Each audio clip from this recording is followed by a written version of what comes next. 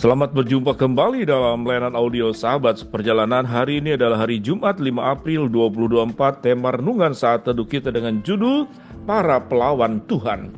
Para pelawan Tuhan, firman Tuhan terambil dalam Matius 27 ayat 62 sampai dengan ke-66.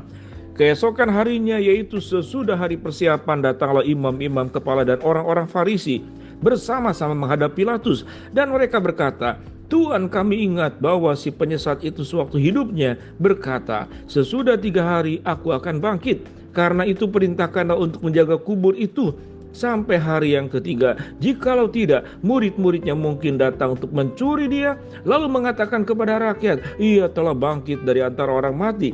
Sehingga penyesatan yang terakhir itu lebih buruk akibatnya daripada yang pertama." Kata Pilatus kepada mereka, "Ini penjaga-penjaga bagimu. Pergi dan jagalah kubur itu sebaik-baiknya." Maka pergilah mereka dengan bantuan penjaga-penjaga itu. Mereka memateraikan kubur itu dan menjaganya. Mari kita berdoa. Bapa yang di dalam surga, kami baru belajar untuk melihat para pelawan-pelawan Tuhan, bagaimana tingkah laku mereka dan bagaimana akibatnya karena mereka melawan Tuhan. Dalam nama Tuhan Yesus kami berdoa, amin. Shalom sahabat perjalanan yang dikasihi Tuhan, para pelawan Tuhan. Sahabat seperjalanan, kalimat ini sungguh menakutkan. Ada orang yang berani melawan Tuhan. Ada orang yang berani memberontak kepada Tuhan. Ada orang yang merasa dirinya sanggup untuk bisa mengalahkan Tuhan. Lalu siapakah mereka? Catatan Alkitab mengatakan para imam-imam kepala dan orang-orang Farisi. Mereka menghadap Pilatus, mereka bersekongkol. Mereka meyakini dan bahkan takut kalau jangan-jangan kemudian di hari ketiga murid-murid mencuri mayat Yesus dan berkata, Yesus sudah bangkit. Jadi pada prinsipnya imam kepala dan ahli Taurat tidak bisa mengatakan dia tidak percaya kepada Tuhan. Memang dia tidak percaya kepada Tuhan. Mereka melawan Tuhan. Mereka berjuang untuk meyakini bahwa Yesus hanyalah manusia biasa. Yesus hanyalah pribadi yang bukan juru selamat sebagaimana digaungkan, yang disampaikan oleh para muridnya, yang diucapkan oleh Yesus sendiri. Akulah kebangkitan dan hidup. Barang siapa yang percaya kepada aku, ia akan hidup walaupun ia sudah mati.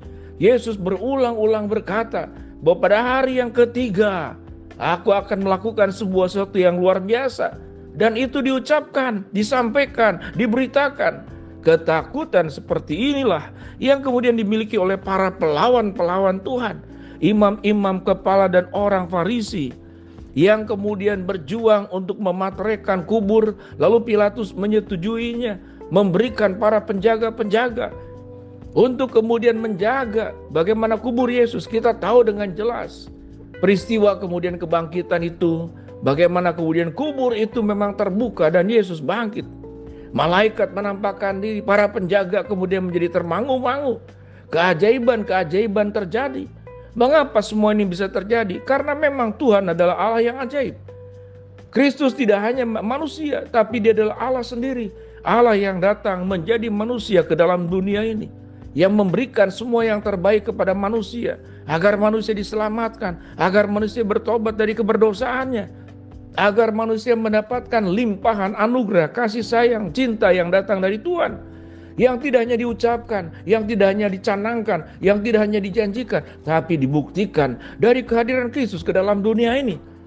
Tetapi sedemikian luar biasanya Kristus yang adalah Tuhan yang menjadi manusia, masih ada kelompok-kelompok manusia yang menjadi pelawan-pelawan Tuhan. Yang menjadi pertanyaan, mengapa mereka melawan Tuhan? Karena mereka punya iman, mereka punya keyakinan yang mereka sudah turun-temurun sedemikian rupa. Mereka tidak membuka diri kepada wahyu yang Tuhan nyatakan dalam wahyu khusus dengan perantaran Roh Kudus. Bagaimana menyadarkan mereka masing-masing. Ada yang bertanya, apa Roh Kudus tidak sanggup menyadarkan orang Yahudi dan imam-imam kepala? Pada prinsipnya Roh Kudus berbicara kepada setiap orang. Namun manusia memilih dalam kehendak bebasnya untuk menerima atau untuk menolak atau untuk melawan Tuhan. Imam besar dan ahli Farisi itu melakukan sebuah tindakan untuk melawan Tuhan. Sahabat seperjalanan yang dikasihi Tuhan, tentu sewaktu kita berbicara tentang para pelawan Tuhan, kita berkata, aku bukan masuk dalam kelompok orang-orang tersebut. Aku tidak seperti orang Yahudi. Aku tidak seperti orang Farisi. Aku tidak seperti petinggi-petinggi dari kerajaan Romawi. Aku tidak seperti mereka. Namun Kalau kita berbicara tentang aplikasi yang harus kita terapkan dalam kehidupan kita, seringkali memang kita tidak se-ekstrim mereka, bahkan sampai menyalibkan Yesus. Tapi bukankah kita sering juga melawan Tuhan? Kita seringkali hidup melakukan jalan dengan caranya sendiri. Kita menggeser Tuhan. Kita tidak mempercayai Tuhan bahwa Yesus akan bangkit. Kalau aku punya persoalan, aku punya pergumulan, maka Tuhan tidak akan sanggup menolong saya. Bukankah aku sudah berseru berdoa tapi Tuhan tidak menolong? Maka dengan tanganku lah semuanya harus aku kerjakan dengan tanganku sendiri. Maka sikap seperti demikian adalah sama seperti sikap yang tidak mempercayai akan kebangkitan Kristus. Kebangkitan Kristus tidak hanya berbicara memberikan keselamatan, pengampunan dosa dan penebusan, melahirkan baru dan menjadikan kita anak-anaknya.